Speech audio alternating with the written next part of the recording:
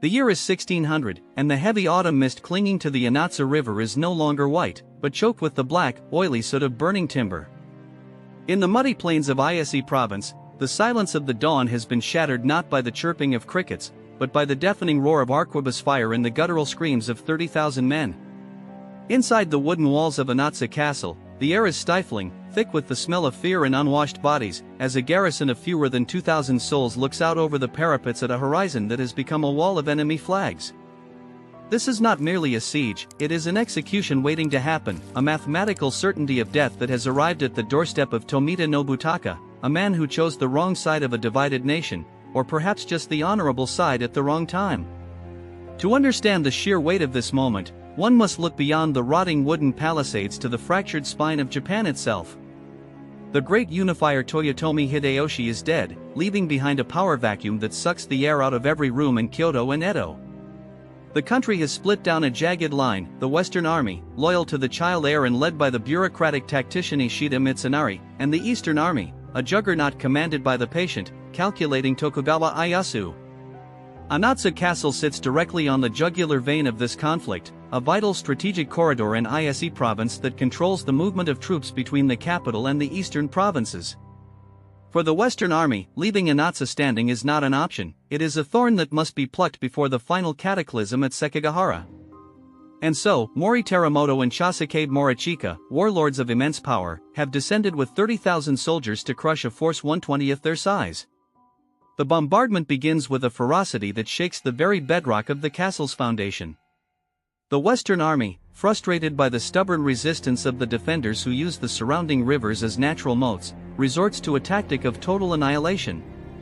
They set fire to the surrounding town, using the smoke to blind the archers on the walls, while cannons batter the outer defenses into splinters. The noise is a physical weight, a constant hammering that drives men to madness. Inside the keep, the situation devolves from desperate to suicidal. The outer baileys fall, the wooden towers groan and collapse under the assault, and the defenders are pushed back, foot by bloody foot, toward the innermost sanctum of the castle. In the heat of this chaotic retreat, the castle's commander, Tomita Nobutaka, makes a critical error born of desperation. Seeing an enemy officer wounded, he breaks rank, charging out from the safety of his guard to deliver the killing blow, a momentary lapse of discipline that leaves him isolated in the churning mud of the battlefield. The trap snaps shut instantly. He is surrounded by enemy samurai, cut off from his retreat, his sword heavy in his hand as he faces a circle of spears that tighten like a noose. His personal guard is dead or scattered, his death is seconds away, and with it, the fall of Anotsu. It is in this precise moment of inevitable defeat that the rhythm of the battle is broken by an anomaly, a sight so jarring that it causes veteran killers to hesitate. From the smoke-wreathed gates of the castle, a lone warrior charges into the fray, not with the guttural roar of a berserker, but with a silent, terrifying focus. This warrior is clad in armor laced with scarlet threads, hayadoshi, that bleed into the red haze of the battlefield, topped with a helmet bearing a striking half-moon crest. But it is not the armor that freezes the blood of the Western soldiers, it is the face beneath the helmet. It is a face of porcelain stillness, heavily made up with the cosmetics of a high-born noblewoman, lips painted crimson, brows plucked in the courtly fashion, a surreal mask of beauty amidst the gore.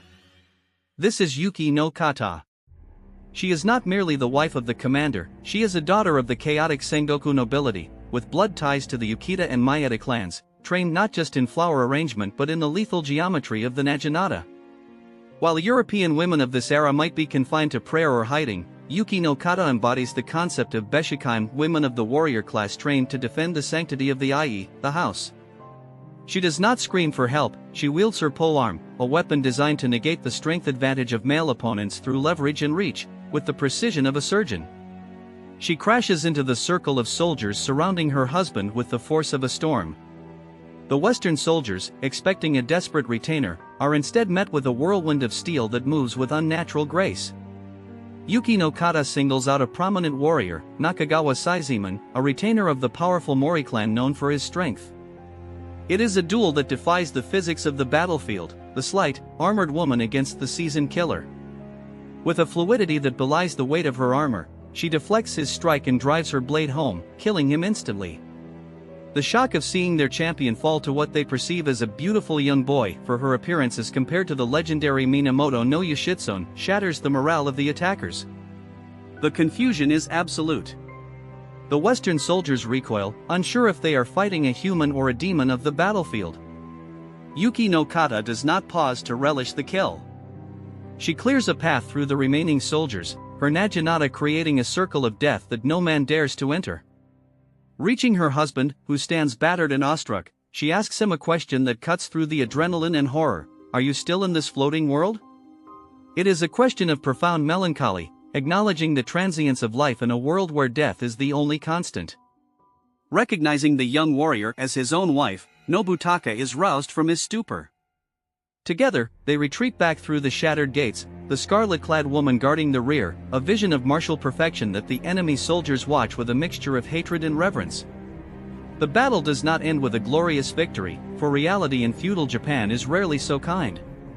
The numbers are insurmountable. The castle continues to burn, the walls are breached, and the remaining defenders are pushed to the brink of extinction. Yet, the ferocity of the defense, spearheaded by the image of the fighting noblewoman, has bought them something more valuable than victory: respect. Mori Teramoto, the commander of the besieging army, is so impressed by the sheer tenacity of the Tomita clan and perhaps haunted by the image of the woman warrior that he refuses to slaughter the survivors. In a rare act of samurai chivalry amidst the brutality of civil war, he allows Nobutaka and Yuki no Kata to evacuate the burning ruin under the cover of darkness. They survive the night, fleeing to a nearby temple, their home reduced to ash behind them. History, however, has a cruel sense of irony. While the Eastern Army under Tokugawa Ieyasu would go on to win the decisive Battle of Sekigahara just weeks later, catapulting the Tomita clan back into favor and granting them new lands in Iwajima, the story does not end in triumph. The era of the warrior is fading, replaced by the era of the bureaucrat. Years later, entangled in political intrigues and the rigid laws of the new shogunate, the Tomita clan is stripped of its titles and lands.